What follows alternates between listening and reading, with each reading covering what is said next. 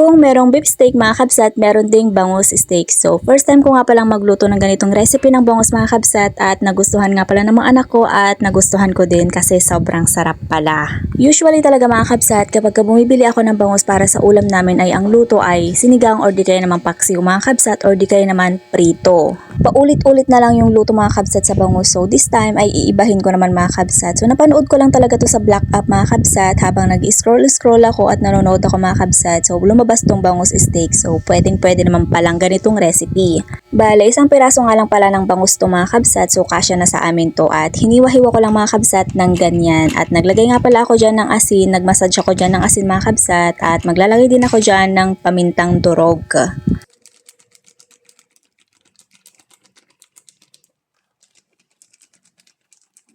At pagkatapos ko nga palang nilagyan ng asin at paminta mga kabsat, so next step naman ay ipiprito ko nga pala yung bangus. Minsan dito talaga ako natatakot sa pagprito mga kabsat kasi tumatalsik talaga yung mantika. At dito sa pinagprituhan ko ng bangus mga kabsat ay dito ko na nga rin pala igigisa yung bawang at sibuyas.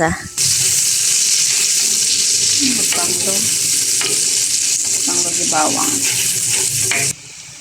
Itong carrots na lalagay ko dito mga kabsat ay optional lang. Meron kasi available na carrots sa bahay kaya naman ilalagay ko na kaysa masira.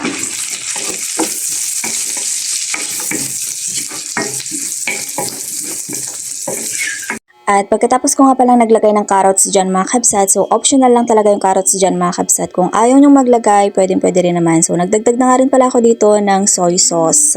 At nagdagdag na nga rin pala ako dito ng tubig mga kabsat. At naglagay na nga rin pala ako dito ng 1 tablespoon ng asukal. Yung mga nilagay ko dito mga kabsat ay tamang kutob na lang, tansya-tansya na lang talaga mga kabsat. Depende na lang talaga sa panlasa ko. At nagdagdag na rin pala ako dito ng betchin at paminta. At pagdadagdag ako dito ng sili, optional lang ito mga kabsat. May available kasing sili dito sa bahay, kaya naman maglalagay na lang din ako. At nagdagdag na rin pala ako dito ng suka mga kabsat at ang pampalapot ay cornstarch mga kabsat na nilagyan ko ng tubig. So mas maganda sana mga kabsat kung merong kalamansi ay yun na lang yung gamitin nyo kapag kayo yung magluluto. At nung nalagay ko nga pala yung pampalapot dyan mga kabsat ay lulutuin ko nga pala to ng mga 5 minutes bago ko ilagay yung pritong bangus. First time ko talagang magluto ng ganitong recipe mga kabsat ng bangus at tiyak na magugustuhan talaga to ng mga anak ko.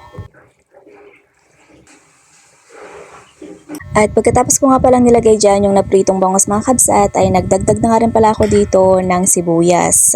Mas masarap pa sana kapag mas maraming sibuyas mga kabsat pero yan lang yung nilagay ko kasi sobrang mahal ng sibuyas. Charis!